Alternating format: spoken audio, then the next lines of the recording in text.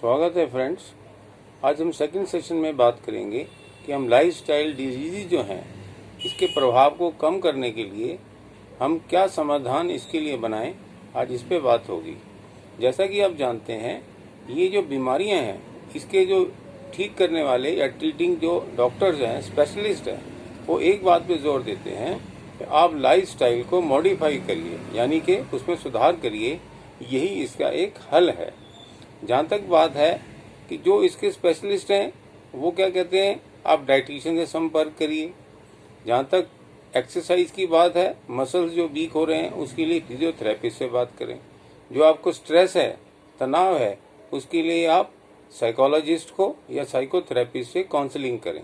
ये उनका एक प्रकार से दूसरे का परामर्श करना, ये बहुत अच्छी बात है, ये मरीज के हक में है। मैं आपसे एक बात शेयर करना चाहूँगा। जैसे कि आप देख रहे हैं, आज सभी जगह मल्टी स्पेशलिटी डॉक्टर्स और multi speciality super hospitals available हैं, जहाँ पे जो लोग अधिकांशतः जाते हैं वो पढ़े लिखे होते हैं, उनको जागरूकता भी बहुत होती है, फाइनेंशियली वो बहुत साउंड होते हैं। पर क्या वो बीमारियाँ वहाँ हॉस्पिटल्स में कम हो रही हैं? बल्कि मैं तो देखूँगा कई जगह 1 से 2 बीमारी हो रही है, जिसको कोमॉर्बिडिटी कहते हैं, और कॉम्प्लिकेशन भी हो रहे हैं। इसके लिए हम सबको मिलजुल के ऐसा एक प्रयास करना पड़ेगा जिसमें हम अपने डाइट पे भी ध्यान दे सकते हैं। हमारा जो एक कैलकुलेटिव घूमना फिरना है उस पर भी ध्यान दें।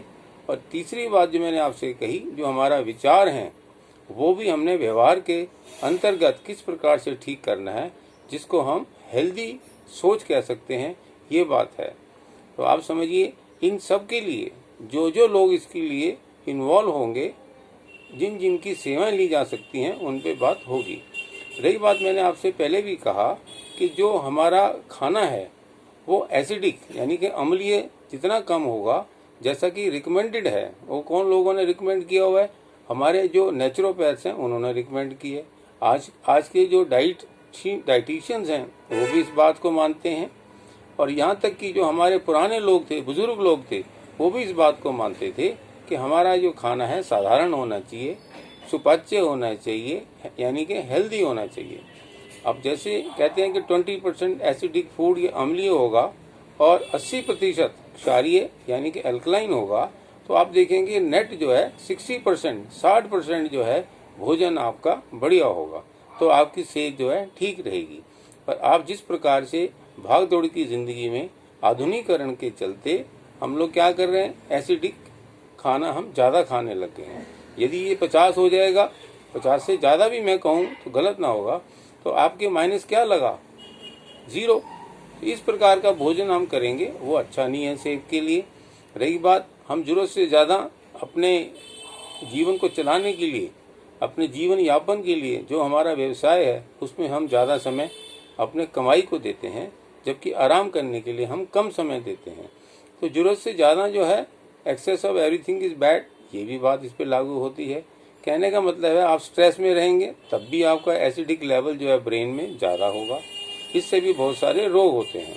तो मैं आपसे ये कहूँगा कि आप अपने फूड भी कैसा होना चाहिए, थोड़ा खाएं, बढ़िया खाएं, quality should be there, quality रहेगी तो ज़्यादा अच्छा है। आप जो काम है नियम से करें। नियम का मतलब है दिन रात का भी ध्यान रखें। आपने सोना है, जागना है, एक्सरसाइज करनी है, इन सब का आप ध्यान दें। रही बात है कि जो पॉजिटिविटी है माइंड में, सकारात्मक जिसको बोलते हैं, नकारात्मक नहीं होनी चाहिए। इससे संबंध भी खराब होते हैं, आपका व्यवहार भी खराब होता है। उस सब पे हमको ध्यान देना पड़ेगा। आप इन 3 बातों का ध्यान दें। रही बात कि हेल्दी फूड कैसा हो, इसके लिए सीजनल हो। सीजनल के अंदर आप फल हैं वो खाएं, दाल सब्जियां खाएं। इसके अलावा आप जो है अंकुरित खा सकते हैं, जिसके अंदर दालें भी आती हैं, इसके अंदर ड्राई फ्रूट्स या मेवे भी आते हैं, वो खा सकते हैं। जैसे मौसम है, रसदार जो फल हैं वो आप जरूर खाएं। लस्सी है, छाछ है, वो अवश्य पिएं। कहने का मकसद ये है, जो भी चीज़ शरीर के अंदर एसिडिटी कम पैदा करे, ऐसी चीज़ें आप अवश्य खाएं। रही बात घूमने फिरने की, आप घूमने फिरने का समय जरूर एक नियत कर लें, उसके हिसाब से आप चलें। रही बात है मानसिक संतुलन के लिए, ताकि स्ट्रेस लेवल कम रहे, एसिडिटी कम रहे, उसके लिए आप प्राणायाम, योग, ध्यान ये अवश्य करें। ये भी हमारे शरीर के लिए ज़रूरी है। अब निष्कर्ष में आप मानेंगे जो पुराने लोग थे, क्या कारण है कि आज से 25 साल पहले, 50 साल पहले ये बीमारियां कम होती थी, इतनी तीव्रता नहीं होती थी, इनमें कॉम्प्लिकेशन नहीं हुआ करते थे। पर आप देखेंगे अभी भी जो सुविधाओं से दूर गांव में लोग रहते हैं, उनको ये बीमारियां भी कम हैं। और इसके अलावा जो शहरों में लोग, गरीब लोग जिनको हम कहते हैं, जो हमारी सेवा करते हैं, मजदूर लोग हैं, वो भी कहीं ना कहीं हमसे बेहतर हैं। मैं आप एक बात जरूर कहूँगा कि विजडम शुड प्रिवेल। आप देखेंगे वो ताज़ा खाना खाते हैं, ना उनके पास कोई फ्रिज है, ना उनके पास कोई ऐसी सुविधा की चीज़ है जिस प्रकार से हम लोगों के पास है, और वो शायद ही होंगे वो मल्टी स्पेशलिटी हॉस्पिटल में अपना इलाज कराते हैं।